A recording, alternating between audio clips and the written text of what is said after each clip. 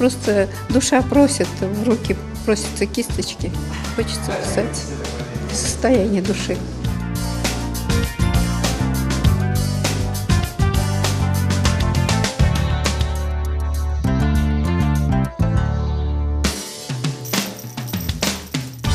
Мягкая, отзывчивая всегда, поэтому мне даже в творчестве вот ее то, что живопись, это видно, это женственность, обаяние.